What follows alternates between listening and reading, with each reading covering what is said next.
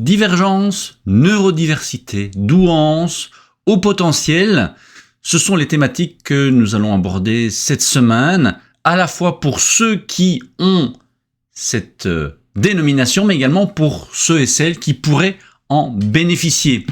Nous allons également parler de la résistance au changement et pourquoi pas faire un parallèle entre ceux et celles qui cherchent à atteindre une meilleure santé et qui résistent à cette meilleure santé, mais également ceux qui sont en entreprise, qui devraient changer de poste, qui devraient changer de boulot et qui résistent, et ceux et celles qui tentent de se dépatouiller de ce qui se passe dans leur vie en général.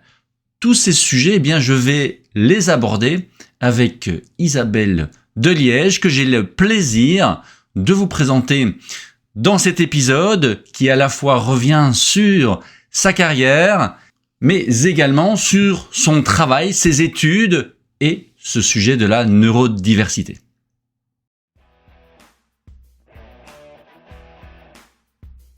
Bienvenue dans ce nouvel épisode du podcast In Shape to Grow, le podcast qui a pour mission de venir nourrir votre capacité de résilience. Cette résilience dont vous avez besoin au jour le jour pour relever les défis du quotidien, que ces défis soient petits ou qu'ils soient un véritable challenge de vie. Mon objectif est de venir nourrir cette énergie, ce physique qui vous permettra justement de venir aborder les challenges émotionnels, mentaux, voire spirituels. Mon nom est David Germeau, je suis créateur de programmes santé, à la fois nutritionniste, entraîneur, expert des sciences du bien-être. Je vous accompagne pour personnaliser votre programme santé afin de faire le tri dans tout ce que l'on vous propose aujourd'hui, dans les formules magiques, dans les régimes magiques, dans les programmes de remise en forme qui ne conviennent pas à tout le monde. Vous êtes unique et mon objectif est de vous montrer ce dont vous êtes capable en suivant un programme qui vous est adapté. Et c'est justement en totale cohérence avec la thématique du podcast de cette semaine, puisque nous allons parler de neurodiversité, comme je le disais, nous allons parler de personnalisation.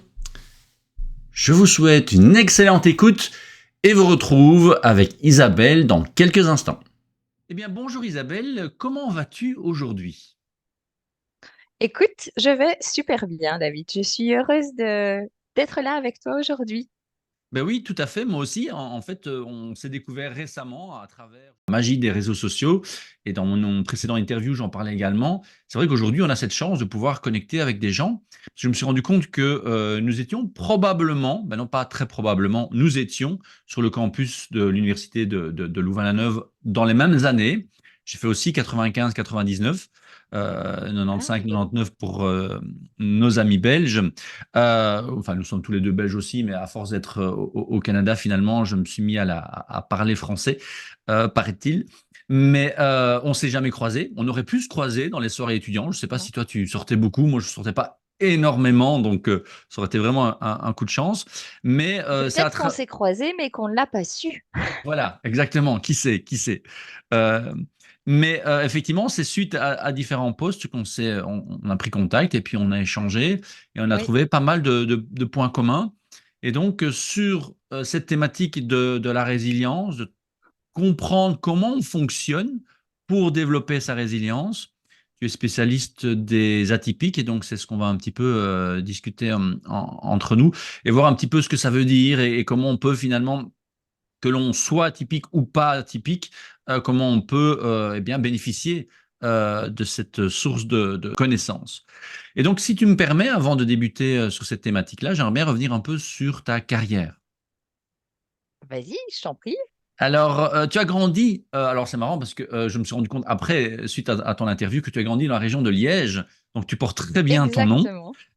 Oui, De comme le nom l'indique. grands-parents, voilà, de grands-parents de la terre. Mais toi, tu as fait tu as été, comme je le disais, à l'UCL, à l'Université catholique de Louvain, faire un master en sciences de la communication, et puis une certification en sciences de la psychologie, et puis tu es docteur en sciences sociales, et tu as fait des recherches sur la santé mentale.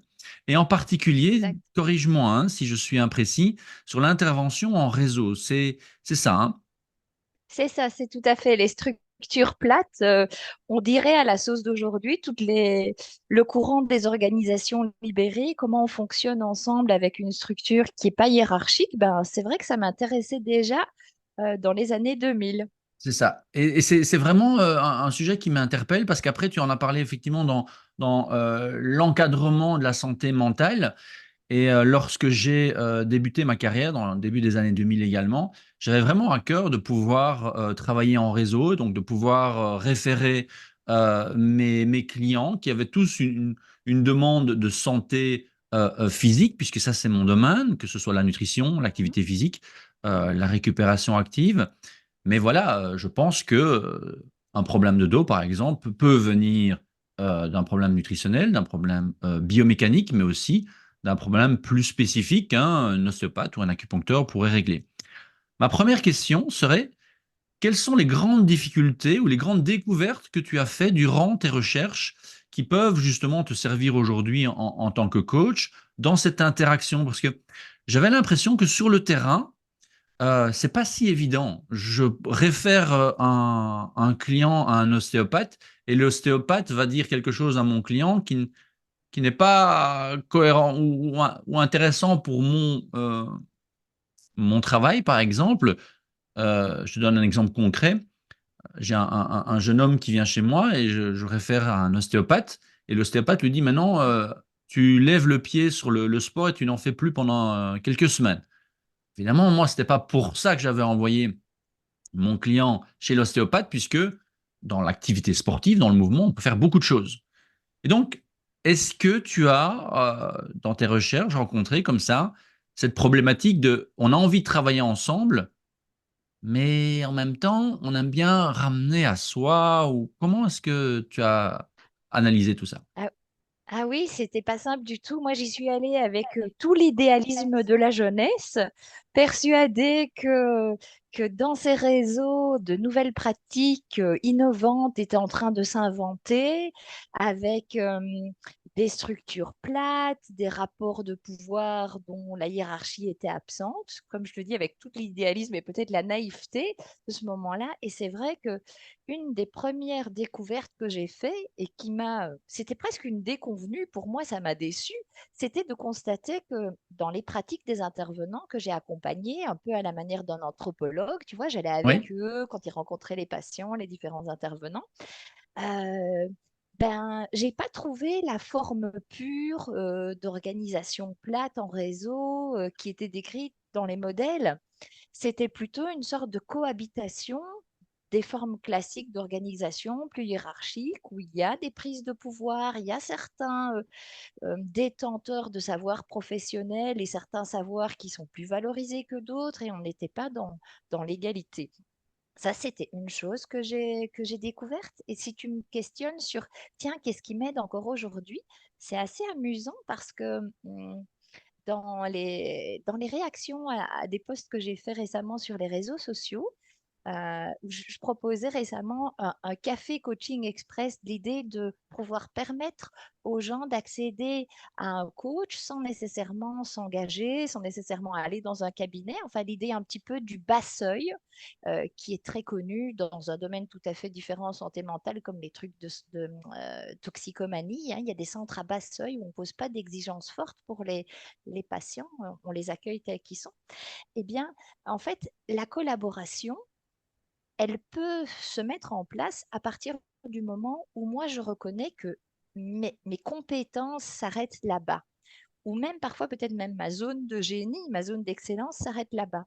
Et quand je vais établir ma limite, tu parlais de la collaboration avec un ostéopathe, c'est là que le pont vers l'autre professionnel dont l'expertise commence peut-être plus ou moins dans la zone où la mienne s'arrête, peut se mettre en place. Et donc, il y a quelque chose de très, comment dire, c'est lié à l'humilité du professionnel, quelque part, et l'ego, de pouvoir reconnaître ses limites, mais ça ouvre des pistes pour collaborer avec des gens qui seront, eux, dans leur zone de génie, là où soi-même on commence à plafonner. Et ça, c'est valable forme d'organisation en dehors du soin dans les entreprises, pour les entrepreneurs aussi. Tu es entrepreneur comme moi. Quand on est seul, on démarre son activité, on a tendance à vouloir tout faire. Par exemple, moi, je suis en train de rédiger une nouvelle version de mon site internet et c'est pas toujours simple de reconnaître qu'on n'est pas dans sa zone d'excellence ou de compétence. On peut faire un truc, mais c'est peut-être un peu bof et il y en a d'autres qui feraient ça mieux que nous. Il faut Oui. pouvoir se faire entourer. Donc, de se déléguer à ce niveau-là, c'est vrai que c'est un challenge pour les entrepreneurs. Et je comprends très bien au niveau de cette zone de génie, cette humilité, et là où s'arrêtent mes compétences, lorsque c'est bien défini, évidemment, dans la profession, parce que c'est pas toujours bien défini. Et c'est quelque chose que, quand je donne des formations pour les coachs en nutrition, par exemple, moi, je pense que le coach en nutrition et le diététicien ou le nutritionniste ou le médecin fonctionnel, eh bien, ils ont des objectifs et des qualités différentes. Et donc, bien sûr que lorsque je reçois un client qui a déjà fait toute son éducation avec un coach en nutrition, mais moi, je peux aller beaucoup plus loin en tant que nutritionniste. Et c'est ça qui est intéressant. Et le coach en nutrition, lui, ne va pas avoir les mêmes outils, et donc va plus prendre par la main la personne pour l'accompagner. Et je trouve que ce travail en réseau est vraiment extrêmement intéressant. Si tu me permets d'en rajouter, je t'en donnerai encore deux autres dans les constatations. Tu parlais aussi d'une différence entre une personne qui a fait tel ou tel trajet. Le fait de remettre l'intérêt de la personne au service duquel on se met. Alors, on l'appelle patient si on est dans la santé, on l'appelle client quand on est dans le commercial. Ça, j'ai constaté aussi que parfois une même personne était appelée de manière très différente par chaque intervenant. C'était un patient, c'était un résident, c'était un stagiaire, enfin bon. Mais donc, le fait de mettre l'intérêt de cette personne au centre, ça permet aussi et ça aide à se rappeler pourquoi on est réunis autour de la table, pourquoi on a intérêt à collaborer. Et ça aide aussi souvent à dépasser les différences d'avis, les conflits peut-être entre intervenants, parce que on est tous là pour servir un même objectif. Et souvent, ça aide à aller plus loin. Justement, tu parles de ce patient. Est-ce que lui aussi, tu l'as observé comme étant face à des freins de passer d'une personne à l'autre? Parce qu'on se lie évidemment.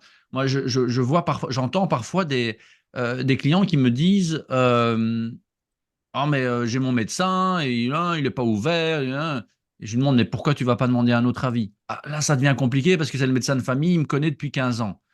Mais en même temps, voilà, la personne se plaint parce que son médecin, par exemple, n'est pas ouvert à la médecine parallèle, par exemple. Et donc, il y a un lien, malheureusement, émotionnel, enfin, malheureusement, mais ce qui est tout à fait logique, avec son médecin, avec son thérapeute, avec... Et du coup, si tu viens chez une personne et qui t'envoie chez une tierce personne, est-ce que tu as rencontré des réticences à ce niveau-là? Mais le lien émotionnel, c'est quelque chose de vraiment très important, hein. Les psys, ils parlent beaucoup de transfert en tant qu'un élément qui aide aussi à la guérison. Tu l'as sûrement déjà peut-être connu toi-même en tant que patient, ou quand tu rencontres une personne et où tu sens qu'elle se soucie vraiment de ton problème, qu'elle te comprend, qu'elle est à l'écoute, que tu as l'impression que enfin quelqu'un va pouvoir t'aider, il y a comme un effet de soulagement en fait et d'apaisement. Et puis après, les pratiques et les ordonnances ou les exercices selon la spécialité de chacun se mettent en place. Mais ça, c'est quand même vraiment très, très important aussi. Tout à fait. Mais du coup, est-ce que tu as rencontré dans tes recherches un frein chez le patient d'aller chez un spécialiste qui, ce spécialiste, dit, ah, maintenant, tu devrais aller voir telle personne.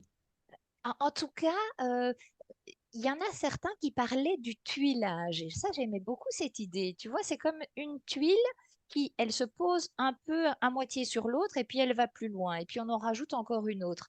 Et donc, dans ce mécanisme de référer une personne à un autre intervenant, euh, il y a plusieurs choses qui se jouent. En fait, si par exemple, nous deux, on se connaît déjà, on a eu l'occasion d'échanger à plusieurs reprises, tu vas...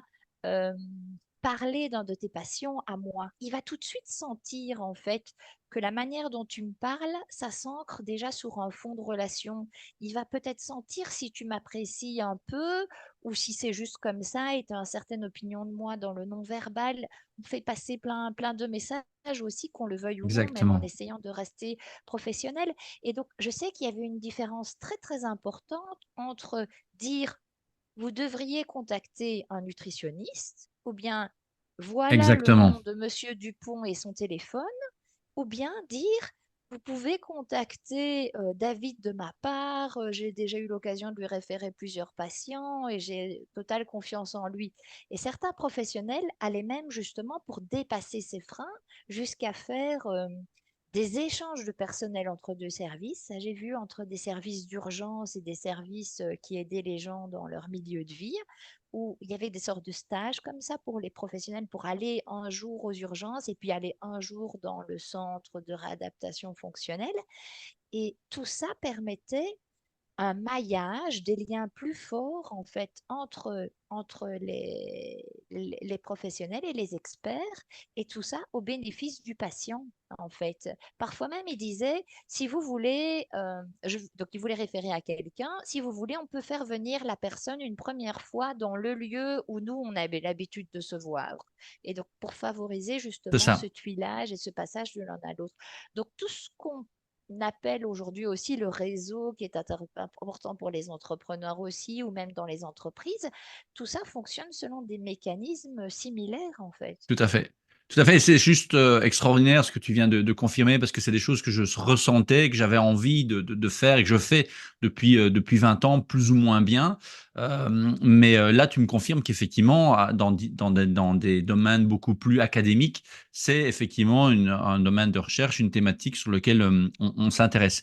Et du coup, après ces quelques années de recherche, tu es devenu docteur en sciences sociales. Tu as alors travaillé dans le non marchand pendant une vingtaine d'années, dans différents organismes. Tu as découvert pas mal de métiers, à la fois par ta curiosité naturelle, ton besoin de reconnaissance que tu nommes dans cette interview, que je mettrai également en lien pour ceux qui veulent encore un peu plus te découvrir, en même temps de la frustration, de l'injustice parce que tu avais envie de grandir et on en parlait tout à l'heure, avoir l'humilité d'échanger, pas échanger ses patients, mais de partager ses patients, ses clients avec d'autres professionnels. Mais c'est vrai que dans une entreprise aussi, il y a toujours cette problématique de savoir, tiens, cette personne veut grandir, mais est-ce qu'elle ne va pas prendre ma place et comment elle veut, parce qu'il y a effectivement du non-verbal ou un manque de communication. Et tu as petit à petit tourné ton intérêt vers le coaching de transformation. Est-ce que tu peux m'expliquer ce qu'est le coaching de transformation? Hmm. Écoute, le coaching de moi, j'appelle pas souvent ça comme ça, mais en tout cas, il y a un fil entre les différentes choses que je fais. Parce que dans le coaching, on aide une personne, on l'accompagne d'un point A où elle est aujourd'hui vers un point B qui est celui de l'objectif qu'on définit de commun accord. Et l'autre activité que je fais qui est accompagner la transformation dans les organisations et où là, c'est l'entreprise qu'on accompagne d'une situation actuelle à une situation désirée parce qu'il y a des transformations au niveau digital ou au niveau environnemental ou au niveau de la culture. Euh, et donc, c'est vrai que c'est un pont qui existe entre les différentes branches de mon activité aujourd'hui. C'est que dans un cas, on aide des individus à se transformer, dans un autre, on aide des systèmes, mais les systèmes organisationnels sont bien sûr composés d'entités, d'équipes qui sont elles-mêmes composées de personnes. Et donc, les niveaux s'emboîtent avec plus de complexité aussi. C'est une, je ne sais pas si je peux la faire, mais c'est une analogie que j'avais fait il y a quelques années entre l'entreprise et le corps humain, et de se dire que finalement, dans une entreprise, il y a un cerveau, il y a un cœur, il y a un système digestif, il y a un système de détoxification, et qu'une entreprise fonctionne quelque part, puisque ce sont des êtres humains, chaque être humain est une petite cellule de l'entreprise. Et quand il y a une série de cellules qui ne fonctionnent pas bien dans un département, ça pose un problème. Et on retrouve ça aussi, j'ai eu l'occasion d'interviewer Dr Edouard Van den Bogart l'année passée sur l'arbre généalogique. Et dans une famille, il y a aussi des mécanismes, comme si chaque famille avait ses petites cellules. Et quand il y a une petite cellule qui ne fonctionne pas bien, mais ça a de l'impact, et on le voit au niveau génétique, sur la descendance. Est-ce que tu as pu remarquer ça alors avec tes deux qualité d'intervenante, une similitude entre la difficulté que quelqu'un a à se transformer au cours d'un coaching, d'un point A à un point B, et les difficultés que l'entreprise a à se transformer parce que finalement, euh, dis-moi si je me trompe, les problématiques sont souvent d'ordre humain plutôt que d'ordre de qualité professionnelle. Oui, oui. C'est intéressant de voir ce qu'il y a comme point commun. J'avais pas nécessairement envisagé les choses sous cet angle-là jusque-là, mais je dirais que à chaque fois, dans les deux cas, on peut rencontrer des freins. Dans les organisations, on a tendance à appeler ça des résistances au changement. Euh, et c'est important dans une organisation de se mettre à l'écoute de ces résistances, les personnes qui élèvent des objections, qu'est-ce qu'elles ont à dire en fait. Parfois, on les catalogue trop vite en disant oui, mais eux ou elles, ils sont résistants. Mais si on, d'abord, ça va dégonfler la résistance, le fait d'aller écouter ce que la personne a à dire, elle va se sentir écoutée. C'est quand même un besoin qu'on a dans une entreprise quand on prend son travail à cœur et pas d'être nié. Et peut-être que ça va permettre aussi d'intégrer dans la solution, dans la transformation, le changement, une attention à des éléments qu'on n'avait pas pris en considération. Je ne sais pas, je pensais aussi à une entreprise qui déménage d'un site A à un site B. Peut-être que la question du parking pour les employés dans le nouveau site, c'est quelque chose de vraiment important parce que X% des personnes font leur déplacement en voiture. Et si ça n'a pas été couvert, ça va peut-être générer beaucoup de résistance. Et de voir comment est-ce qu'on peut prendre ça en considération. Et quand on est au niveau de la transformation individuelle, euh, ça, tu le sais sûrement aussi avec tous les trajets, les personnes que tu accompagnes. On a beau parfois dire je veux retrouver la forme, je veux perdre du poids. Dans le processus et dans le trajet, on rencontre aussi des résistances en nous. Et on a beau n'être qu'une personne. Moi, j'aime bien parfois dire quand il y a des tensions ou des conflits, qu'on sent que la personne pense peut-être A et B en même temps, euh, d'essayer d'être à l'écoute des différentes parties de soi. Il y a peut-être une Exactement. partie qui est très qui a des envies de challenge professionnel et puis il y a une autre partie de soi qui est aussi dans son rôle peut-être de maman ou d'époux et qui veut garantir un certain équilibre avec la vie privée. Enfin, d'essayer d'écouter. Je dis parfois à mes clients, si on donnait le micro aux différentes parties de toi, qu'est-ce qu'elles auraient chacune à dire? Pour essayer de trouver des solutions ou des manières de faire ou des actions où une partie de soi ne va pas mettre les bâtons dans les roues à l'autre, style Tout à la fait. partie entrepreneuse ou qui veut le nouveau mouvement de carrière ne va pas se faire faire un croche-pied par celle qui veut garder sa qualité de vie. Parce qu'alors, si on est dans des dynamiques où on s'auto-sabote, bah alors on perd aussi cette confiance en soi et on rentre dans des cercles vicieux. Clairement. Et là, tu viens de confirmer à 200% ma question, hein, par rapport au lien entre la transformation dans une entreprise, la transformation d'une personne en individuel. Et je prendrai l'exemple de la dépendance au sucre. On va souvent penser la dépendance au sucre. Il suffit d'arrêter de manger du sucre. Non. Il faut savoir pourquoi, quels sont les freins à cette dépendance au sucre. Est-ce que c'est la fatigue? Un corps fatigué va aller chercher l'énergie facile à digérer, donc du sucre. Donc ça peut être la fatigue parce qu'il y a une déshydratation ou la fatigue parce qu'il y a un mauvais sommeil, même si on dort assez.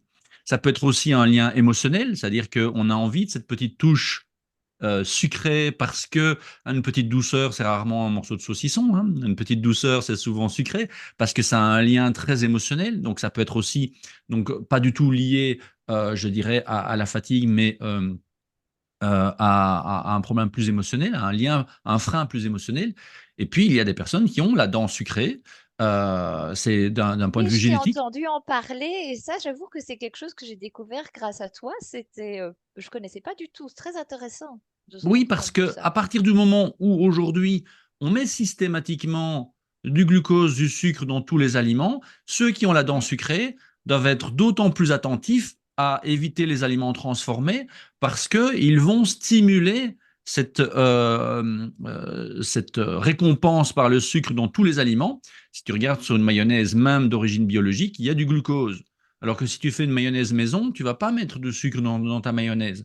Donc là, il y a vraiment un lien de dépendance physiologique par rapport à J- j'ai la dent sucrée, mais si j'ai du sucre partout, je vais devoir en avoir de plus en plus pour avoir cette satisfaction. Et donc là, on a trois Je freins suis différents pour la même problématique. Oui, oui, je vois. Et je peux confirmer par mon expérience d'œnologue amateur, quand je faisais mes cours d'œnologue, on devait repérer dans des verres d'eau les quatre types de goût dans le vin, l'acidité, l'amertume, le salé et le sucré. Et le prof nous donnait des concentrations très très légères au début, puis tout le temps plus fortes. Et personnellement, c'était le cas de beaucoup d'autres étudiants, le sucré était le dernier à être C'est détecté ça. en étant sûr, parce que justement, ce côté, on y est habitué, Mm. parce qu'il y en a partout. Ça, c'était une expérience flagrante pour moi. Ouais. Oui, c'est vrai qu'on en avait parlé lors d'un premier échange. C'est vrai que cette qualité de goût est aussi une dépendance génétique. Donc, il y a des personnes qui vont être beaucoup plus sensibles au goût que d'autres, et donc qui, dans leur rééquilibrage alimentaire, auront besoin de cette stimulation. Et on va jusqu'à dire que les personnes qui sont sensibles au niveau kinesthésique auraient intérêt à manger avec les mains pour se nourrir en partie par le kinesthésique. Donc ces gens-là mangent moins lorsqu'ils mangent avec les mains, comme dans certaines régions encore du monde aujourd'hui, que s'ils mangent avec une fourchette, qui est très impersonnelle. Alors que d'autres, bah, ils mangeront de la même manière dans les deux cas. Donc le fait de pouvoir déceler ces différences est vraiment importante. Et du coup, Et ça nous amène aussi du côté, si je peux faire la parenthèse, bien de nos sûr, atypiques. Parce que c'est c'est vrai ça, que c'est une des caractéristiques de la neurodiversité qu'on retrouve chez les hypersensibles, et la plupart des personnes concernées par le haut potentiel sont hypersensibles, c'est les hyperesthésies, c'est-à-dire le fait qu'un des cinq sens ou plusieurs d'entre eux sont super stimulés et super aiguisés. Et ça peut être le goût, euh, mais ça peut exactement. être l'odorat, détecter ou être gêné par des odeurs plus vite que les autres, repérer tous les détails au niveau visuel et puis sonore, et aussi au niveau du mouvement. Je mets ça, si tu le permets, au frigo parce qu'on va y rebondir tout à l'heure. C'est vraiment très intéressant qu'on puisse en parler aussi. Et c'est effectivement dans ton parcours, tu découvres le coaching et tu découvres également à l'époque que tu es atypique. Tu fais une formation avec Fabrice Michaud, chercheur expert en HP. On y reviendra. Et ce n'est finalement que après plusieurs missions de consultance, en 2021, tu trouves ta place, tu trouves ton mode d'emploi sur le marché en te lançant dans le coaching des leaders de transformation et des atypiques. Du coup, lors d'une interview, tu disais que un élément qui était souvent redondant dans tes différentes fonctions, c'est que tu finissais par pleurer et que tu avais trouvé que c'était finalement, bah, c'est normal. Dans tous les jobs, je pleure, donc ça doit être quelque chose qui est normal. Euh, Avec le recul maintenant et l'expertise que tu as à la fois en coaching, à la fois des atypiques et le fait d'avoir découvert que tu fonctionnais différemment, quels seraient, selon toi, les qualités ou les défauts qui t'ont permis de relever ton plus grand défi? Hmm. Je veux juste redire un point sur le fait de pleurer, c'est que j'ai constaté que ça m'était arrivé. Mais en même temps, quand je le vivais, il n'y avait pas tout à fait une part de moi qui trouvait ça normal, parce que longtemps j'ai Oui, bataillé, si tu veux, tu vois, contre ça, et je me disais non, je sentais bien que c'était peut-être pas normal et surtout pas accepté socialement. Et donc pendant longtemps j'ai mis beaucoup d'énergie à essayer de lutter contre C'est ça. ça. Euh, mais j'y arrivais avec plus ou moins de succès selon les cas. Donc, juste un petit peu pour nuancer Tout à ce fait. rapport à ça, parce que c'est vrai que l'hyperémotivité, c'est ce à quoi on pense quand on pense à une personne hypersensible. Ce serait quelqu'un qui aurait des émotions très fortes, très intenses, qui pleurerait peut-être beaucoup plus souvent que les autres. Ce n'est pas le cas de tout le monde. Mais, Clairement. euh, mais c'est vrai que moi, dans ma vie et dans mes différents jobs, ça, j'ai à chaque fois eu des situations où à un moment ou à un autre, ça m'est arrivé. Mais Et donc, c'est- la question que tu me posais, c'était les qualités que moi j'ai et qui m'ont permis de... À travers justement ce parcours, avant Oui, finalement de découvrir que tu étais atypique et de trouver finalement, parce qu'on va y revenir hein, sur cette définition oui, d'atypique et d'hypersensible, d'HP, de douance, de neurodiversité, parce que je pense que c'est important de pouvoir définir un petit peu, de voir quelle est, quelles sont les recherches aujourd'hui à ce niveau-là. Mais avant de découvrir ton mode d'emploi, de mieux l'utiliser, avec le oui. recul, dans tes plus grands challenges de vie, quels sont justement les qualités d'atypique que tu as pu utiliser pour relever ces défis. J'avais donné un exemple lorsqu'on s'est vu la première fois d'une de mes, c'est même pas une cliente, c'était quelqu'un qui avait participé à une conférence que j'avais donnée sur ce sujet-là, parce que justement, c'était un sujet qui m'avait interpellé il y a une dizaine d'années à travers des clients, des coachés, des patients que j'avais en consultation, qui, à partir du moment où elle a compris qu'elle fonctionnait différemment, elle est sortie d'une dépression qu'elle avait depuis 16 ans. Et donc, c'est l'information qui lui a permis de dire, ah, mais finalement, euh, ce n'est pas, c'est parce que je fonctionne différemment que je sens comme ça, mais autant l'utiliser comme une force. Dans ton parcours, surtout que tu es là à la fois professionnel, puisque tu as fait des recherches, tu as un background en psychologie, en communication, et tu as étudié toute cette matière-là, mais tu le vis aussi, toi, en tant qu'atypique. Et donc, quel serait, à travers les défis de vie que tu as vécus, un élément qui, de manière atypique, t'a permis d'en sortir? Euh, ce qui me vient comme ça, merci d'avoir reformulé, c'est, je pense que j'ai toujours été curieuse. Donc, en fait, le fait de m'intéresser à beaucoup de choses, je pense que ça m'a permis d'avancer ou d'aller explorer. Et le- l'empathie aussi, je pense, le fait de m'intéresser fondamentalement aux gens. Pendant longtemps, j'ai même pensé que tout le monde savait toujours mieux que moi. Et donc, du coup, j'y allais, je posais des questions, ce qui était parfois même perçu comme dérangeant, mais avec l'idée que les autres savaient nécessairement plus de choses sur certains sujets que moi. Ouais, c'est toujours un petit peu le côté de la curiosité. Je crois il y avait aussi toujours chez moi la volonté euh, de bien faire les choses qui allait parfois jusqu'au revers de la médaille du perfectionnisme. Ça m'a de temps en temps fait prendre les pieds dans le tapis. Genre une fois où je rentrais un projet FNRS et puis je voulais tellement bien le finir que toute la nuit j'avais travaillé dessus, j'arrivais à la deadline et puis en fait à un moment ben, j'avais pas cliqué sur envoyer, j'étais encore en train de corriger un truc et la deadline était finie, quoi. Ça, c'était une fameuse leçon de vie, c'est-à-dire que ben, on avait jusqu'à, je sais plus si c'était 10 heures, midi, et j'étais là, non, c'est pas possible, tous mes efforts pour rien, quoi. Ça, ce perfectionnisme m'a vraiment mis dedans. Finalement, j'avais eu une prolongation et j'avais quand même pu introduire mes accès, mais c'était une belle claque. Euh, et oui, dans les qualités, je pense qu'il y a aussi une forme de ton sujet de prédilection, de résilience. C'est-à-dire que tu m'en as fait parler dans les moments de difficulté aussi, dans chacun de ces jobs professionnels, il y avait aussi une part de moi qui disait, mais aucun job ne mérite que tu te mettes dans ces états-là. Donc, Oui. à un moment, si ça va pas là, ben, ce sera ailleurs, en fait. Euh, donc, Parce il y que avait le côté, j'étais affectée et en même temps, je me disais, aucun job mérite que je me gâche autant la vie. Donc, Exactement. Et ça, c'est ce que j'entends dans ta réponse et qui est un autre sujet sur lequel je m'intéresse, c'est de savoir, tiens, à quel moment quelqu'un va se mettre suffisamment d'importance pour continuer à avancer. Parce que c'est bien d'avoir de l'empathie pour les autres, mais tu aurais pu t'oublier. Tu aurais pu rester dans des jobs où tu excellais, mais tu avais envie de grandir, mais tu t'es dit, ben voilà, non, j'ai envie de grandir, on ne me laisse pas grandir ici, je vais changer, je vais oser changer malgré 20 ans d'expérience. Le fait d'être effectivement aujourd'hui indépendante, ben, c'est un autre challenge par rapport à ton expertise et par rapport à ta première partie de carrière.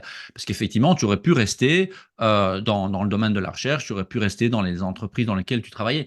Mais mais je l'ai fait à certains moments dans ma carrière, je l'ai fait, j'ai continué à chercher la reconnaissance là où elle ne venait pas et j'ai voulu montrer que. Et puis à un certain moment, euh, je pense que le fait d'avoir d'autres expériences de vie, par exemple de devenir maman, oui, d'accueillir et de donner la vie, ça m'a fait mettre aussi en perspective l'importance que je donnais aussi à cette recherche de reconnaissance ou d'épanouissement professionnel. Et il m'a donné le courage oui, de mettre certaines choses en place. À la naissance de mon premier fils, c'était plutôt une prise de distance par rapport au boulot. Et au moment où j'étais enceinte de ma fille, et à ce moment-là, j'avais 40 ans, j'ai fait le switch vers le secteur privé. c'est Donc, ça. j'ai pas fait tout à fait 20 ans j'ai fait de 2005 à 2017 peut-être dans le non marchand. Et donc moi j'ai fait l'inverse de la plupart des gens qui font la crise de la quarantaine, tu vois, qui ont fait la carrière dans la boîte privée et puis qui se réveillent et veulent un truc porteur de sens. Moi j'ai fait l'associatif, l'académique, le non marchand et à 40 ans j'ai basculé dans le privé avec l'idée de dire ben, peut-être que si c'est bien géré et que l'ambiance est bonne, ce sera même pas plus mal ou peut-être mieux que ce que j'ai connu dans des systèmes qui étaient parfois dysfonctionnants en fait, Et où du moi je coup, m'y retrouvais pas. aujourd'hui, avec ton fonctionnement atypique, est-ce que tu te sens plus à ta place depuis ces dernières années avec cette nouvelle casquette? Ou est-ce que c'est encore en Ben, processus de... oui, moi je pense que c'est une quête, ça reste, je sais que je l'ai dit comme ça dans mon autre interview et il y a une part de moi qui n'est pas tout à fait d'accord. C'est toujours un Ouais, peu un tâtonnement. Il y a des très belles expériences et puis il y a des challenges et des difficultés bien sûr. dans dans chaque situation professionnelle que j'essaye d'embrasser en fait aujourd'hui avec par exemple le fait d'aller mettre en avant mes services, aller chercher les clients, le démarchage et le web marketing. Ça, c'est tout ce que j'apprends maintenant. Et, mais ça m'a l'air plus juste et plus aligné C'est qu'à d'autres ça. périodes de ma vie. Ça résonne un peu plus avec qui tu es. Du coup, on va justement, si on ne l'a pas encore fait, je pense qu'on a déjà introduit le sujet hein, des atypiques pour venir parler un peu plus au niveau technique, au niveau de ce qui se passe aujourd'hui. Donc, on parle d'atypiques, on parle d'hypersensibles, d'HP. Tu as dit dans une interview qu'il y avait une personne sur cinq qui était hypersensible, donc 20% de la Oui. population, alors que un HP, c'est un QI au-delà de 130, il n'y a que 2 ou 3% de la population. Il y a aussi la douance, la neurodiversité. Est-ce que tu peux rapidement préciser un petit peu tous ces vocabulaires? Parce que pendant une période, j'ai eu l'impression que c'était un peu à la mode. Il y avait ces zèbres un peu partout qui fleurissaient. Tout le monde se considérait comme un HP ou un atypique. Mais quelle est la définition exacte? Et est-ce qu'aujourd'hui, la science s'en intéresse réellement ou ça reste un sujet un peu volage? Ben, en tout cas, je peux donner quelques éléments de réponse, mais tout le monde n'est pas d'accord sur tout. Donc, il faut savoir ça aussi, comme souvent dans le monde scientifique. Donc, au niveau de l'hypersensibilité, euh, ben oui, environ entre 20 et 30% de la population, d'après les statistiques. Et donc, quelques caractéristiques qui permettent de l'identifier, c'est l'hyperesthésie dont on a parlé tout à l'heure, donc le fait qu'un des cinq sens soit particulièrement stimulé. Il y a aussi tout ce qui est la créativité et l'imagination débordante. Euh, il y a aussi un rapport parfois à l'énergie qui est différent. C'est-à-dire que parfois les batteries vont se vider beaucoup plus vite. euh, et donc il faut faire attention à qu'est-ce qui charge les batteries et qu'est-ce qui les décharge sous peine de ne pas s'y retrouver.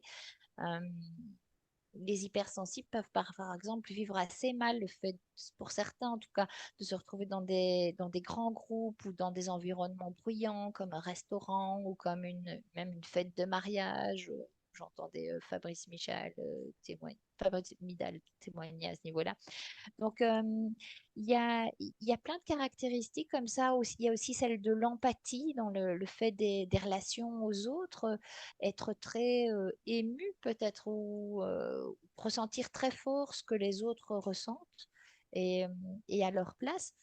Donc là, ça donne quelques faisceaux d'indications pour l'hypersensibilité. La référence qui, moi, me semble la plus intéressante, c'est Hélène Aron, hein, un peu la papesse de l'hypersensibilité, qui a même inventé le concept aux États-Unis il y a quelques dizaines d'années. Au niveau du haut potentiel intellectuel ou la douance, les zèbres, tout ça sont des synonymes ou des termes qui ont Ça. été utilisés pour décrire en fait un mode de fonctionnement euh, qui est différent. Un mode de fonctionnement cognitif, mais en fait, j'aime pas dire rien que cognitif parce qu'on a l'impression du coup que c'est qu'une histoire de cerveau. Or, la douance et le haut potentiel intellectuel, même si on l'appelle intellectuel, c'est pas que le fait d'être bon en maths, avoir des bons résultats. D'ailleurs, certains, enfin plein de surdoués n'ont pas du tout cette aisance à l'école. Ils ont une autre manière d'aborder les choses qui parfois fait qu'ils s'adaptent pas du tout au système scolaire. Oui. Euh, et là, on retrouve la pensée en arborescence, le fait que un concept, une idée t'amène dans plein de directions à la fois. Et, euh, et dans la douance, à défaut de meilleurs outils, on a quand même toujours aujourd'hui euh, les tests de quotient intellectuel, souvent attestés par le WAIS pour les adultes, et qui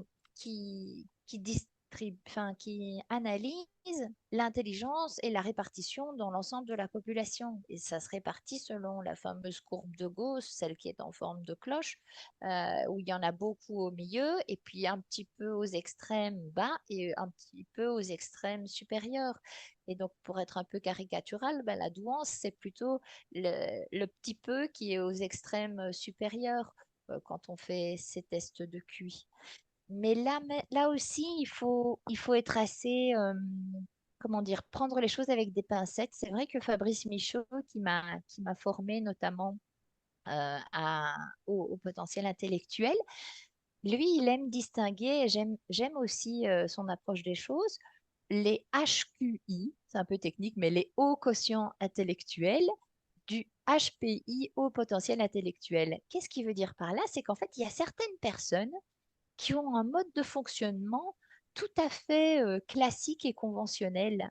Il y a juste qu'ils ont des résultats exceptionnels à ces tests-là. Et souvent, c'est des gens qui sont surperformants, mais aussi dans la vie des organisations, à l'école.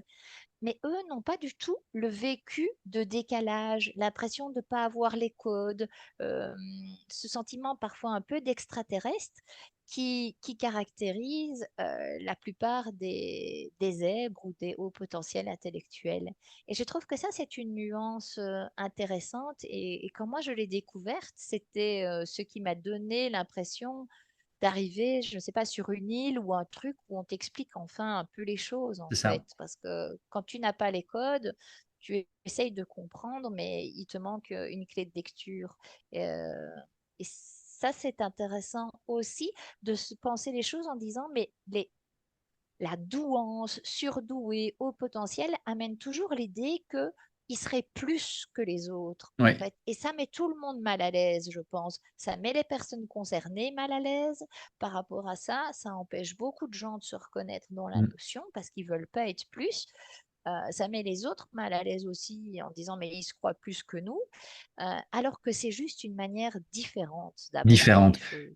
Eh bien, écoute, j'espère que ceux qui nous écoutent boivent tes paroles comme je le fais, parce que je suis très très heureux d'avoir cette conversation avec toi. Ça confirme beaucoup de choses que je partage au niveau de formation, au niveau de coaching, au niveau de la nutrition, parce que en t'écoutant et en préparant cette interview, c'était déjà un sujet qui m'avait interpellé au début de ma carrière. Puis évidemment, moi, je suis plutôt spécialisé dans tout ce qui est physique, physiologique, digestion. Mais quand on regarde finalement au niveau de la digestion, il y a des personnes qui seront adaptées au régime végétarien, et puis il y a des personnes qui seront, on le sait aujourd'hui, adaptées au régime carnivore. Ça fait partie de cette courbe de Gauss des extrêmes. La plupart des gens vont avoir une bonne santé et une bonne performance et une bonne longévité avec un régime omnivore, plutôt bien équilibré comme on le voit dans les livres de diététique, mais il y a des personnes qui sont extrêmes. On le sait aujourd'hui, euh, tous nos organes ont des formes différentes. Un estomac, par exemple, c'est toujours l'exemple que je donne en formation, peut avoir des formes différentes avec des plus petits estomacs, des plus grands estomacs.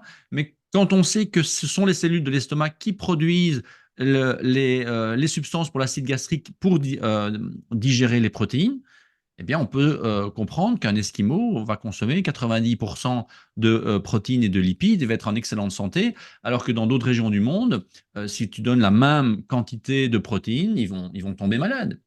Et donc, j'ai l'impression qu'on a eu trop tendance à mettre tout le monde dans le même sac, que ce soit au niveau alimentaire, que ce soit au niveau intellectuel, apprentissage, fonctionnement, et que c'est là notre grande erreur. Et qu'effectivement, le fait de pouvoir se dire et accepter qu'on n'est pas tous identiques, on a tous un cerveau, un système digestif, des neurones, de la dopamine, de l'acétylcholine, mais là aussi, les recherches du docteur Braverman montrent que certains peuvent avoir plus de dopamine que d'autres, certains peuvent avoir plus d'acétylcholine que d'autres, ce qui va te donner une certaine personnalité. On a tous besoin de ces neurotransmetteurs, mais ça va donner des gens qui sont plus visuels, des gens qui sont plus auditifs. Et puis, dans le cas qui nous intéresse, dans les atypiques, des gens qui auront développé cette qualité bien au-delà, probablement, et là je rejoins l'analogie qu'on a fait tout à l'heure, par rapport à la santé, je dis toujours que ce que l'on vit en termes de santé, c'est toujours pour notre survie.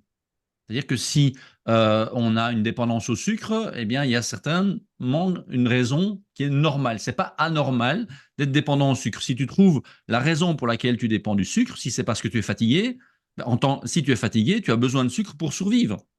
Notre biologie, elle n'est pas au courant que tu peux ouvrir ton frigo et que tu peux faire régime et que peu de temps après, tu peux faire un autre comportement et que tu seras toujours en vie. Et donc, tous ces phénomènes font que ce soit dans un arbre généalogique, que ce soit dans une entreprise, que ce soit dans ton organisme, le but, c'est la survie du tout par rapport à la partie en particulier. Et du coup, ça me fait penser à un film que j'ai regardé par hasard pour la deuxième fois récemment avec mon épouse, le film Divergente, que tu as certainement vu aussi. Je l'ai pas vu, moi, Tu l'as celui-là, pas non. vu. Ah, ben alors, pour résumer, ça tombe bien, parce que si tu l'avais vu, j'aurais pas décrit le film, et pour ceux qui nous écoutent, ça aurait peut-être été un peu bizarre. Mais en fait, c'est un film qui date de 2014. Il y a eu 3 épisodes qui sont basés sur des romans. Où là, tu as un monde apocalyptique, le monde a explosé, il n'y a plus qu'une petite zone avec quelques humains qui sont répartis dans des factions. Et les factions, c'est par famille en général. Et tu en as 5. Tu as les audacieux, qui sont les sportifs de la population. Tu as les érudits, qui sont les intellectuels. Tu as les altruistes, les sincères et les fraternels. Et ils ont chacun cette qualité, je dirais, d'hyper quelque chose, soit Ouais. dans le corps, soit dans l'intellectuel, soit dans l'empathie, etc. Et puis tu as les divergents qui réunissent un peu le tout. Mais quelque part, Ok. si on était tous égaux, comme on a l'impression de le voir dans les livres d'anatomie. Je le dis toujours, si dans nos livres d'anatomie, on devait montrer toutes les photos d'estomac, toutes les photos d'intestin, on aurait des livres d'anatomie qui sont immenses. Donc en fait, dans les livres, on a vulgarisé, on a résumé tout ça.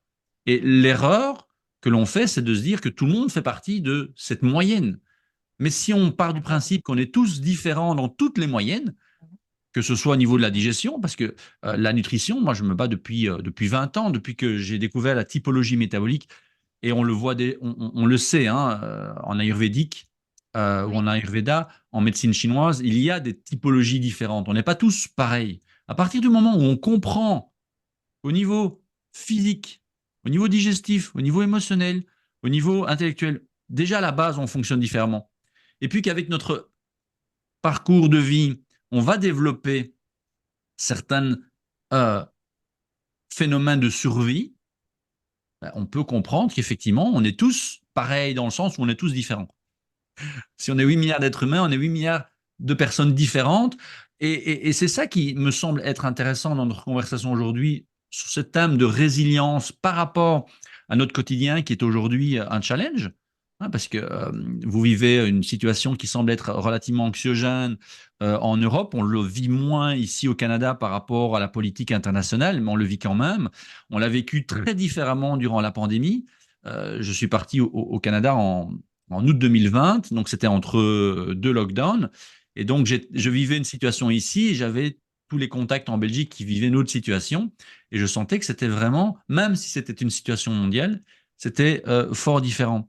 Et je ne sais pas ce que toi, en tant que spécialiste des atypiques, tu peux penser de cette idée de, à partir du moment où on se connaît soi-même, quelle que soit la marque de la voiture que l'on a héritée, eh bien, à partir du moment où on se connaît, on pourra naviguer dans un monde où, effectivement, eh bien, il y a des choses qui doivent être, je dirais, généralisées, mais à partir du moment où on sait comment on doit fonctionner, que ce soit au niveau alimentaire, que ce soit en interaction avec les gens, que ce soit au niveau intellectuel, eh bien, on peut enfin trouver un peu de sérénité. oui, on peut faire, moi je te rejoins vraiment, on peut faire la paix avec soi-même. Il y a beaucoup d'hypersensibles qui vivent ça comme une tare, comme une faiblesse, comme quelque chose qui les empêche d'avancer dans la vie. C'est pour ça Alors que que... Vas-y. Oui, parce que alors que, enfin oui, comme moi je te disais, quand j'étais jeune et que je me retrouvais la première fois en pleurs dans le bureau d'un professeur en tant qu'étudiante parce qu'il me disait que mon travail était pas si bien fait que ça, ben j'étais pas très fière. Et si on m'avait dit à ce moment-là, t'es hypersensible et c'est un super cadeau, moi j'aurais fait, mais c'est n'importe quoi. Euh, mais quand petit à petit on apprend que bah, ça va par exemple de pair aussi avec une certaine capacité de s'émerveiller de petites choses. Moi, je peux m'extasier. Il n'y a pas si longtemps, ici, c'était les crocus qui sortaient, c'est la nature qui redémarre et je trouve ça formidable et c'est quelque chose qui est apparemment assez courant aussi, dans le besoin de connexion à la nature, sa capacité d'émerveillement qui est proche de celle de l'enfance.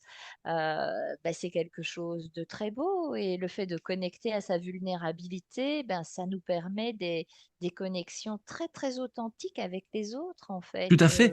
Et en même temps, si on avait 8 milliards de personnes comme toi, on ne serait peut-être pas là où on est dans le monde actuel parce qu'il faut d'autres compétences pour développer euh, la technologie, pour développer d'autres choses. Donc là où en nutrition, c'est assez facile quand je donne les formations de l'exprimer, de se dire que si on était tous des artistes, ben, on serait encore en train de peindre je ne sais quoi dans les grottes de Lascaux. Et si on était tous des hyperactifs, le monde aurait peut-être déjà disparu. Donc le fait d'avoir cette mixité et de sortir du fait... Alors, je pense que c'est un gros challenge parce qu'à la fois, on veut appartenir au groupe et faire partie de la moyenne, à la fois, il faut pouvoir trouver sa différenciation.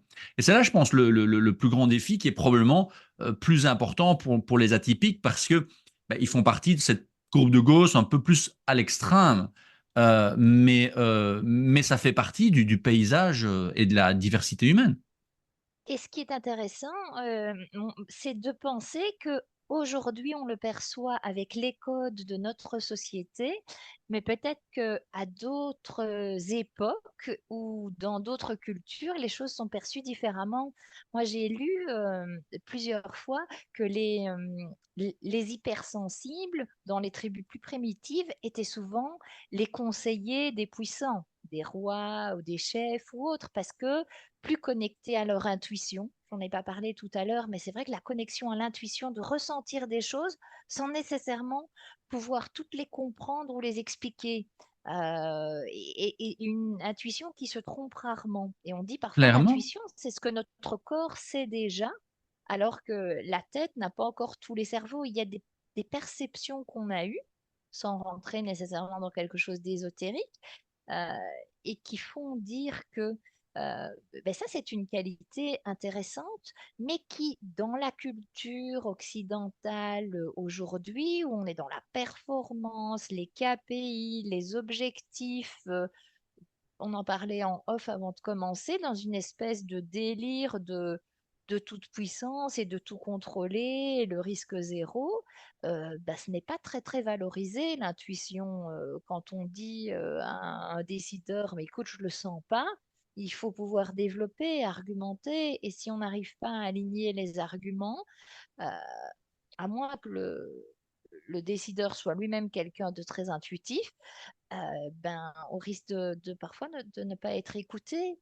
Et c'est là que l'ensemble des compétences, comme tu dis, c'est ça qui va faire que on va pouvoir relever les défis qui se posent aujourd'hui dans la société, avec le changement climatique, avec l'innovation, avec les adaptations qui sont nécessaires, et on a besoin de tout le monde. Moi, je ne dis pas que le monde serait beau si il y avait que tous les atypiques qui pouvaient fonctionner entre eux. Il faut apprendre à se connaître et se comprendre soi-même et savoir que d'autres manières existent. Comme toi, tu me disais, il y a la dent sucrée, ben, tout le monde ne le sait pas. Il y a des typologies pour la digestion, tout le monde ne le sait pas.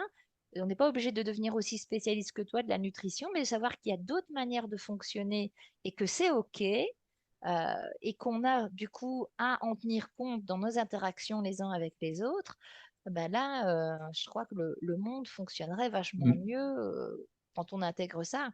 Mais oui, et là, ça me permet de rebondir sur une autre question que j'avais pour toi, de savoir quel serait l'intérêt pour quelqu'un qui n'est pas atypique d'aller chez un coach d'atypique. Et là, tu réponds à ma question. Parce que si dans une équipe, il n'y a que des atypiques, ça risque de ne pas fonctionner. Mais si dans une équipe, il y a un atypique qui fonctionne d'une certaine manière, et puis il y en a un qui est beaucoup plus cartésien ou qui est plus, que sais-je, hein, mais faire en sorte que dans cette équipe, chaque personne ait sa place pour justement trouver des solutions à long terme et pouvoir avancer. Et c'est là où je pense que, et c'est aussi une question que je voulais te poser par rapport à ce changement durable, au fait que on a besoin de changer notre mode de fonctionnement. On est dans l'hyperproductivité. Quand j'entends des gens qui disent qu'il faudrait devenir vegan pour sauver la planète, non, on sait très bien que c'est pas possible. Maintenant, le combat des véganes qui sont conscients et d'autres qui ne sont pas véganes et qui sont aussi conscients savent que c'est l'hyperproductivité qui pose problème. Parce que des champs de melons qui sont détruits chaque année parce qu'ils ne sont pas calibrés, c'est pas mieux que les batteries de poulets qui sont effectivement là aussi une problématique essentielle, aussi bien au niveau éthique qu'écologique. À partir du moment où on réfléchit tous ensemble avec nos spécialités, eh bien, c'est là où on peut faire de belles choses. Et donc, si tu devais répondre à cette question-là, euh, quel serait l'intérêt pour quelqu'un qui n'est pas atypique, mais qui se cherche un petit peu, justement, d'aller chercher les services d'un coach qui a cette hypersensibilité? Ah, ben, je pense que ce qui est intéressant, c'est que justement, on a ce rapport au monde et dans les relations avec les autres, on est là avec nos antennes d'atypiques, et donc peut-être qu'on est là à détecter des petits signaux. J'aime bien aussi l'image d'un filtre qui passerait peut-être, donc des petits signaux qui passeraient peut-être inaperçus chez quelqu'un d'autre. On dit parfois que c'est comme si on avait, quand on est hypersensible, atypique au potentiel, comme si on avait un filtre dont les trous ou un tamis dont les trous sont plus fins que les autres, tu C'est vois? ça. Donc il y a beaucoup plus d'informations qui restent et puis parfois même ça nous sature complètement parce qu'il faut pouvoir la vider. On a trop d'infos et parfois on est perdu. Mais donc ça pourrait être un atout. Il y a le côté et empathie et attention à des signaux faibles. Et puis, je trouve que c'est une question de vivre ensemble. On dit parfois qu'on reconnaît le degré d'avancement d'une civilisation à l'attention et au traitement qu'elle réserve d'une manière paternaliste. On dit aux plus faibles. On pense, moi j'ai travaillé dans la santé mentale, aux personnes qui sont pas en bonne santé mentale ou aux personnes porteuses de handicap, etc.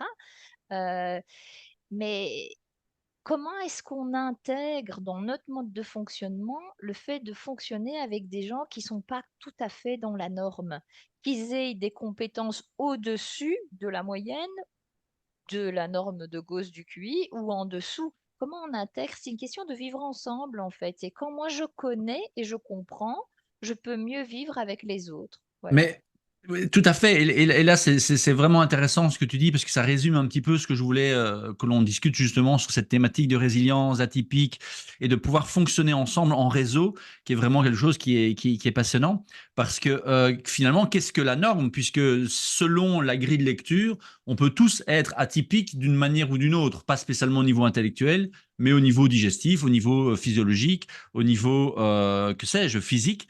Et donc, le fait de vivre ensemble, je vais rebondir sur les travaux de Philippe Folsom, qui est un anthropologue assez extraordinaire aux États-Unis et qui travaille beaucoup sur les archétypes et qui justement recommande à ceux qui sont moins sportifs. On sait que le sport est important pour tout le monde. Il y a des gens, ils sont nés avec des baskets aux pieds et pour eux c'est facile. Et donc ça c'est un type d'archétype. Eh bien, il disait, si toi tu n'es pas sportif, ben, va te faire stimuler par ton ami dans ton entourage. Il y en a bien un qui fait plus de sport pour qui c'est facile. Ben, demande-lui de pouvoir euh, te prendre avec lui de temps en temps, te faire découvrir autre chose, finalement d'être un moteur. Et donc on a, si je rebondis sur le film Divergente, on a les audacieux qui sont facilement dans le sport. Eh bien, entoure-toi de quelqu'un qui est facilement dans l'activité sportive pour te motiver et découvrir peut-être d'autres manières de bouger et d'améliorer ta santé. Mais ici, tu réponds à la question. Si tu as l'impression de voir le monde de manière très carrée, très filtrée, par ton éducation, par ton parcours académique, ben, si tu vas voir un atypique, il va peut-être te montrer une autre facette, une autre couleur du monde, qui va te permettre de dire, ah oui, ça, j'avais pas vu. Tu n'aurais pas pu le faire toi-même. Mais en allant t'adresser à un coach atypique, ça va te permettre de voir une autre facette. Parce qu'on peut pas, enfin oui, d'après le film, il y a des personnes qui sont divergentes et donc qui ont toutes ces qualités et qui permettent effectivement d'avoir une vue beaucoup plus globale et beaucoup plus interconnectée. Mais de manière générale, dans son entourage, on peut avoir quelqu'un, et si on n'a pas, ben aujourd'hui, on a les services comme les tiens ou d'autres groupes, puisqu'on en parlera, tu as des groupes de parole qui permettent justement d'avancer avec et grâce au réseau.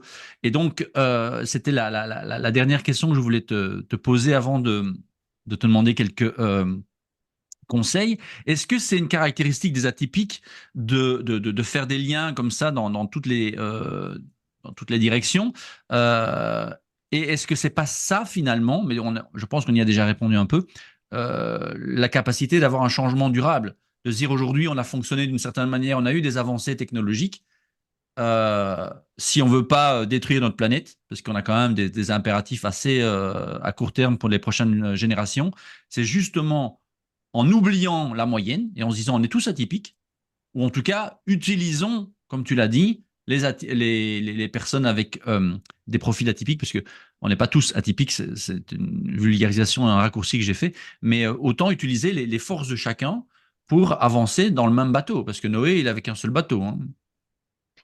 Oui, c'est ça, c'est que moi je réponds à ta question. En effet, chez les personnes concernées par le haut potentiel, mais aussi hypersensibles, il y a souvent cette capacité à faire des liens, que d'autres ne voient pas. Ce qui fait que parfois ils se sentent assez isolés et même dans le pire des cas, se font rejeter et mettre en marge, en fait.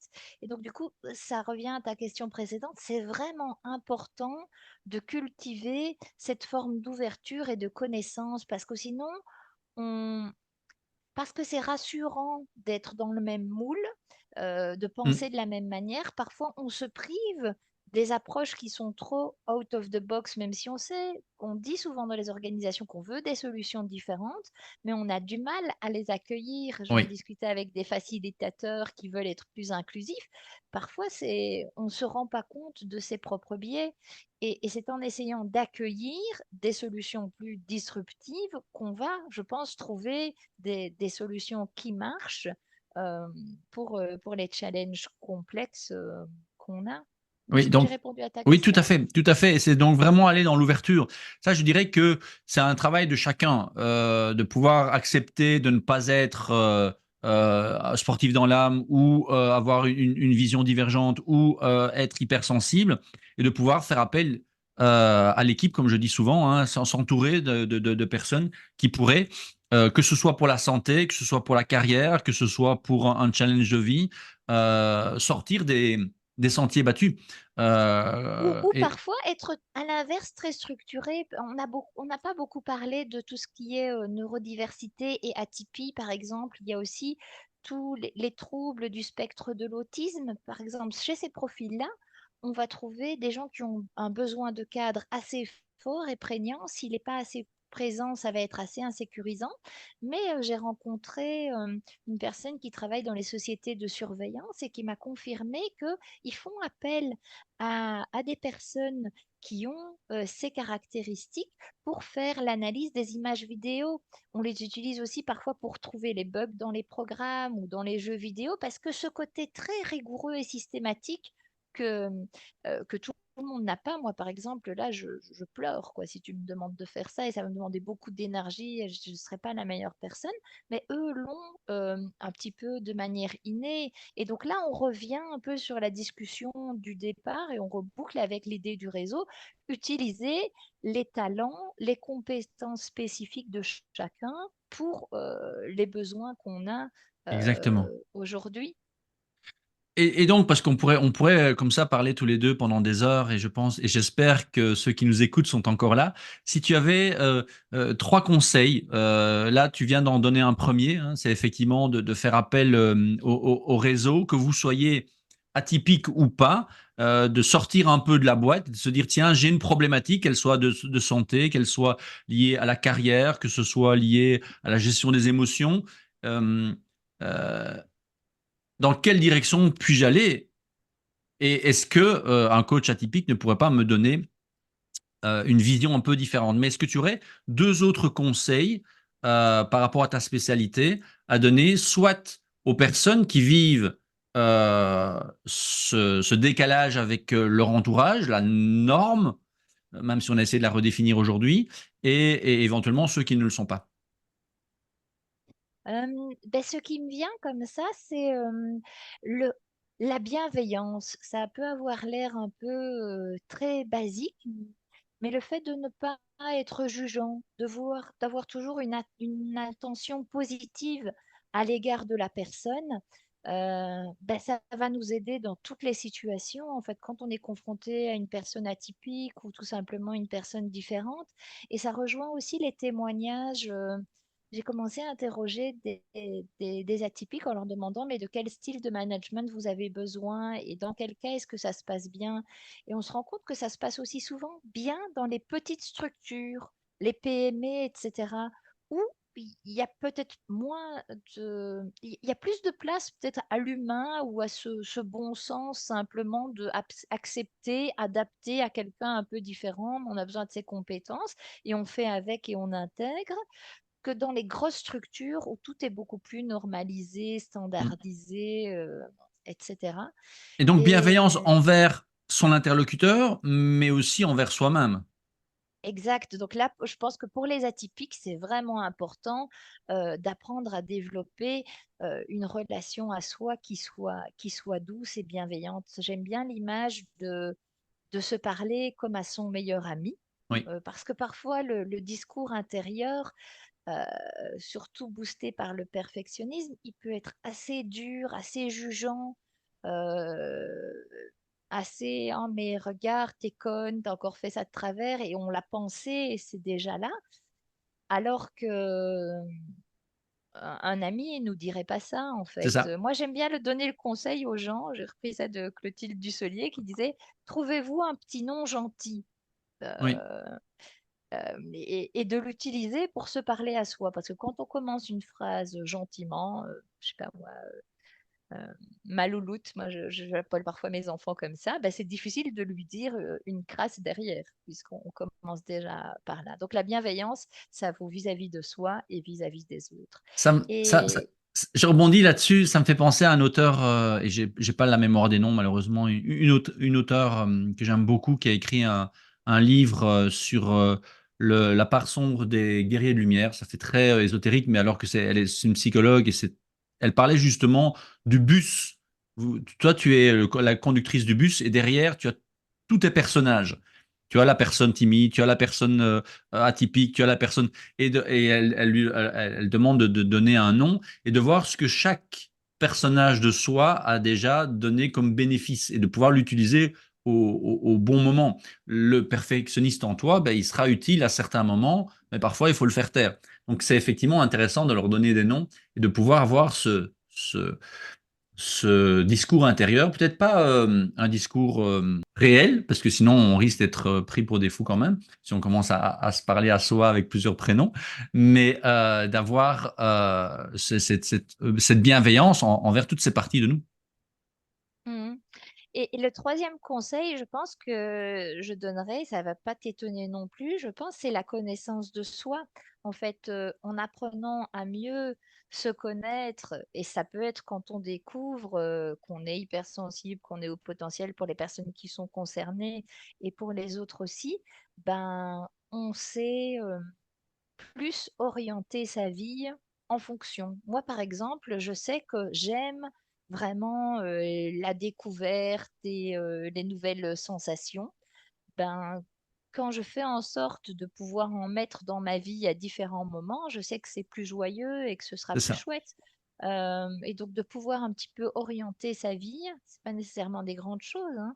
Parfois, c'est aller tester une nouvelle cuisine, une recette de cuisine du monde, et ça fait mon bonheur, hein. Mais on aura une vie, un rapport aux autres plus joyeux et plus épanoui aussi. Totalement. Ben, en tout cas, un tout grand merci. Ça m'a encore donné plein de sujets, de choses à rebondir, mais on va s'arrêter ici pour pouvoir clôturer dans un timing qui est quand même raisonnable. Si les gens qui nous écoutent veulent aller plus loin dans la conversation avec toi, on peut te retrouver sur LinkedIn. Tu as un gros travail depuis ces derniers mois sur LinkedIn et qui est vraiment inspirant, je trouve. Je mettrai les références en bas de l'interview. Tu as ton profil Instagram qui est un peu plus discret en ce moment. Tu as un site également Il est en construction pour le moment, donc là, j'ai pas encore de et il sera, références à partager maintenant. il sera probablement, je te mets un peu la pression là, il sera en ligne Oui, ah, et j'espère dans le mois qui vient. dans le mois qui J'espère dans vient. le mois qui Ok. vient, donc d'ici fin mars. D'ici fin mars, ben, suivez Isabelle alors sur LinkedIn, elle va certainement partager ça. Et alors peut-être que tu peux parler quelques minutes de ton mastermind? Oui. Du coup, je propose un mastermind hypersensible et rayonnante qui est réservé aux femmes dans Mhm. sa version actuelle. Et donc, c'est un ensemble de sessions en distanciel sur Zoom pour un groupe de femmes restreint, maximum 10. et on va vraiment aller travailler les différents aspects de l'hypersensibilité, à la fois dans la gestion des émotions, dans le rapport à la sensorialité, au corps, les challenges professionnels. Et l'idée, ce n'est pas que ce soit une formation en ligne en self-learning, c'est vraiment des sessions en live avec bien sûr des replays, des expérimentations, C'est ça. des exercices pour avancer dans le rapport à soi, la connaissance de soi. Et aussi beaucoup de soutien par les pairs parce que c'est couplé avec une communauté sur WhatsApp et où ça devient un petit peu une tribu ou une famille moderne où on peut s'épauler entre femmes hypersensibles et moi je suis active aussi dans cette communauté. Donc Génial. si ça vous intéresse, laissez-moi vos coordonnées et je vous ferai signe dès que la prochaine démarre. Oui, donc le plus facile au niveau du contact, c'est sur LinkedIn. Oui, par exemple, je peux aussi laisser mon adresse email pour mettre en référence du podcast. Oh, génial. Eh bien, écoute, je mettrai ton adresse. C'est l'adresse que l'on partage tous les deux. Je peux Oui, partager. Ok.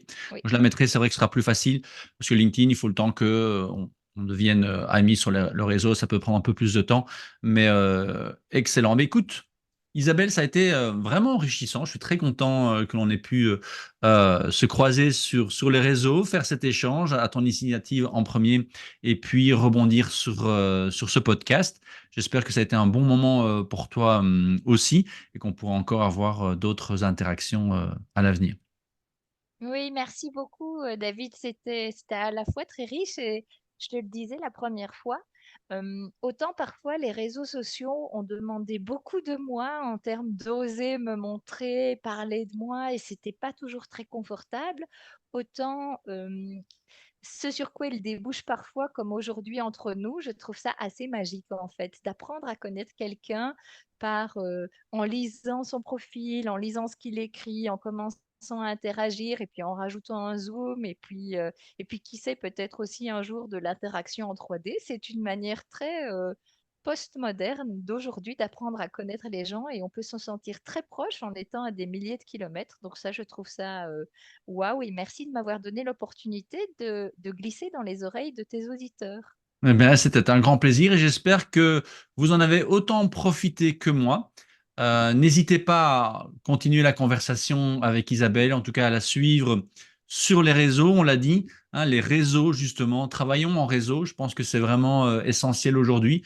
Même quand on est loin, on peut à la fois profiter justement de la technologie moderne tout en se respectant et en étant bienveillant avec soi-même pour aller chercher les informations, les personnes qui vont nous permettre de rebondir, de trouver plus de résilience.